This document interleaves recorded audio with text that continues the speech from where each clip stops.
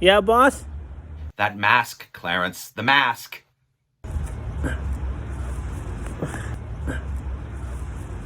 Just take it off! Is it over? I'm not sure, Uncle Evil. I think the virus is still out there. Not the virus you want on the computer hack! Did you access all of Yeshiva School's computer servers?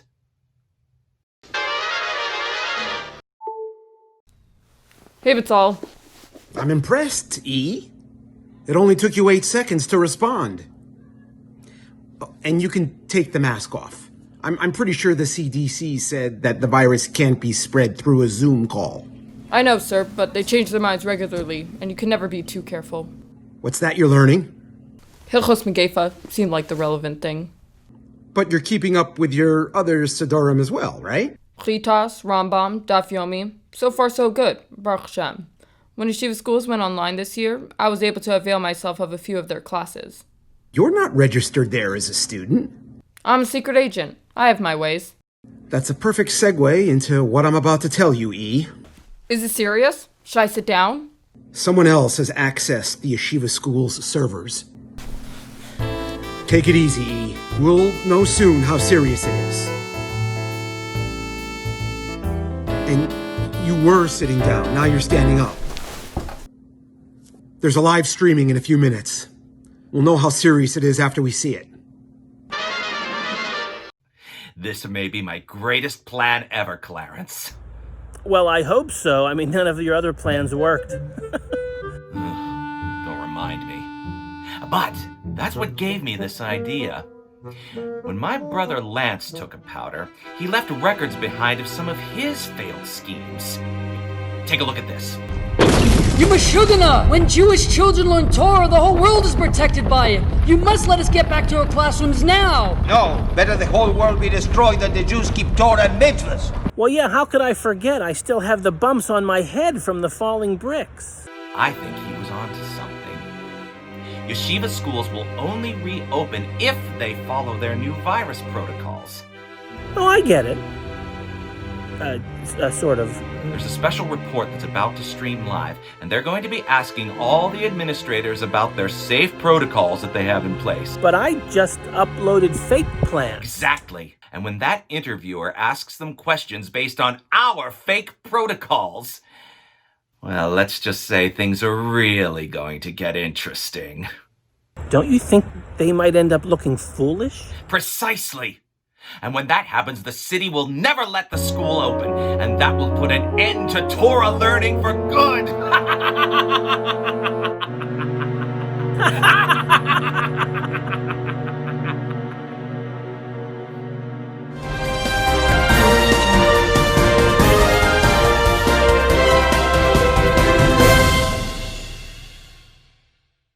Good evening. I'm Stacy Jacobson, and tonight I'm going to be doing a hard-hitting report on the Yeshiva schools of Spitzberg's plans to reopen both their boys' and girls' schools in the middle of the current worldwide pandemic. I have in my hand the very latest protocol list that the school has issued to ensure a smooth transition back to school for the children. My guest tonight will be the administering principals of Yeshiva schools, Mrs. Batsheva Duren, Mrs. Nami Friedman, Mrs. Chaya Sarah Barakas, Mrs. Leah Scholler, Mrs. Mindy Small, Rabbi Eliezer Schusterman, and Rabbi Manis Frankel. First, according to Yeshiva School's reopening plan, which I now have in my hands, it's been determined that you can fit all the boys in the girls' school and all the girls in the boys' school. Do you think there's any possibility of that causing any confusion? I'm sorry, is this a real question? I think it will be great. I didn't hear any discussion about boys going into the girls' school or girls going into the boys' school. I'm dubious about whether you have the correct information, though. The girls would love to be with the boys' school. Maybe if the boys stay there too. Yes, I do think it would cause some confusion. And the boys will be happy to vice versa. Also, social distancing is still in place, but the recommended distance you keep has been increased from 6 feet to 10 feet. So you will now be placing desks 10 feet apart. How will that change your approach to bringing students back into the classroom? We're going to have to acquire another building. We may have to knock down some walls. We'll need a much larger building. Put kids throughout the hallways everywhere we can.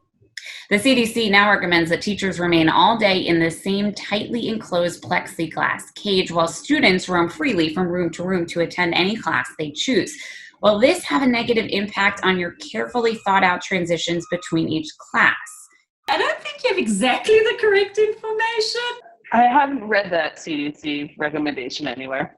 But the kids would definitely love that. And they love going through the building. The students would definitely enjoy having that choice of being able to move around from place to place. Our teachers will just be there on display in those boxes. The teachers will love to watch the kids roaming while they're in a box in plexiglass. You know, like a museum. Well, I think having an adequate oxygen supply for teachers would be very, very crucial. Currently, the transitions are only for teachers, and students are supposed to remain in their classrooms. And we are hoping to run a school with decorum. Masks, of course, remain mandatory, but it seems that only two types of masks are acceptable: Spider-Man or Batman. So what will you do if the Spider-Man masks sell out? Will any Marvel character do? We have to get a vote. We have to come up for the girls. There's something better than Spider-Man. I'm voting for the little Yeshiva people. I haven't read that as a part of our plan. Which do you prefer, Spider-Man or Batman? I'd have to ask my kids. I think we're going to try for Mitzvah Man or Tefillin Man. It says here that the yeshiva plans to rent or purchase outdoor structures to provide shelter for students who've been kicked out of a class. Doesn't this reward bad students by providing them with fresh air while the more obedient students will remain in the stuffy classroom environment of recycled air? But that's really a good option. Just get them out of the school? Put them in the closure. But at least they're with each other, suffering the same punishment in those stuffy classrooms. Being outside is not where kids want to be. When class ends, the best singer in the class will sing a festive nigun, which awakens a collection of animated forest creatures who will fly into class, dancing and sweeping and wiping with 409 cleaner to make sure the room is properly sanitized. Yeshiva schools, what is wrong with janitors? I saw that once in a movie. It might just work. Well, if you have forest creatures at your disposal, it sounds like a much more exciting way to do it. By having all those animated characters, that would put nobody at risk. Do you think there are any students in the school talented enough to bring fictional characters to life with their singing voice? Probably all of them. If there are fictional characters available, we have students who can sing. I think we'd actually have to do tryouts. Great talent that can connect on different wavelengths and sound waves to all types of creatures. It says here that the girls' bathroom will undergo renovation while the boys will get nothing but a repaired sink on the 3rd floor. There are currently no plans to renovate the boys' bathrooms. Is this the reason that a dozen porta potties were just placed in the boys' school hallways? And what's the reason behind this decision? Oh, you got them already? We wanted to create a more shtetl-like environment. Now, it's not a shtetl mamish, you know, they still have their cell phones, but it's the closest we can get besides serving all that pasta and chicken that they eat. Girls needs more remodel, prettier, nicer stuff. We had to decide if the toilets were worth saving. Definitely a problem. You lock adolescent boys in a basement 10 hours a day, it could be hard for them. Unfortunately, they take it out on the toilets. No, this is probably a better way to go. That porta plastic, you know, it's very tough. Another item here is there will be no clubs. Then I'm assuming bats are okay? Bats? You went over my head over there. Like baseball bats. Yes, why did the administration feel the need to make that distinction? And where in the busy yeshiva schedule are you planning to make time for these medieval jousts? They're probably going to take place at Davis Park for the boys. During history class. In Talmudic study, we have chavrusis, and sometimes it really gets intense with differing opinions about what the Gemara was saying, what Rashi was saying. So sometimes the boys need to let out their energy in a positive way, in a controlled manner. So bats and clubs. Depending on the situation, we allow one, not the other, though. It also says here the extra custodians will be hired to make sure that classrooms always remain sanitized. But due to budget constraints, they will also be called on to fill in as substitute teachers.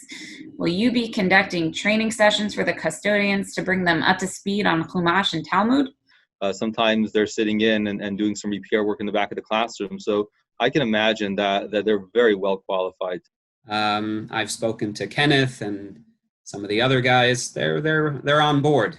I want to take this opportunity to have a big shout out to Karen Leeds that works day and night on a serious note to help the custodian become even Chumash teachers. We would be very happy to have parent volunteers to come in and be our teachers. Now on to the dismissal process. It says dismissals are to be staggered. Would that be staggeringly long or staggeringly chaotic? We thought staggered one on top of the other. Haven't you ever seen a dismissal pile? Kids one on top of the other? We were thinking about that, but we're building special structures. Don't worry. We're going to have little cubicles. It would definitely be long, definitely be chaotic. Some kids would go to the wrong homes. Well, the summer has been staggeringly long for the administrators, so we thought everyone should enjoy the same experience. In length, not in chaos. Staggeringly organized. I want to thank you all for appearing tonight. And I'll be honest, when I saw some of your plans for reopening Yeshiva schools, I had my doubts whether or not it could work.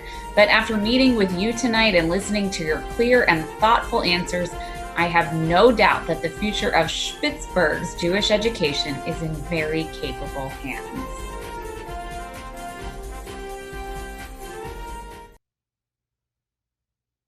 Everyone! They had an answer to every one of my fake questions! Those teachers seem really smart, boss. I wouldn't mind going to that school myself. Well, they said they were hiring janitors, Clarence. They did. But do you really think I'm qualified? That was a great interview, but I don't get it. Why do you need me? I've been training a new recruit, E. I wanted you here as backup. Just in case. You called, sir? Agent E, meet Agent D. Between the two of you, and everyone involved in yeshiva schools, I'd say the future of Jewish education in Spitzberg is very bright. Very bright indeed.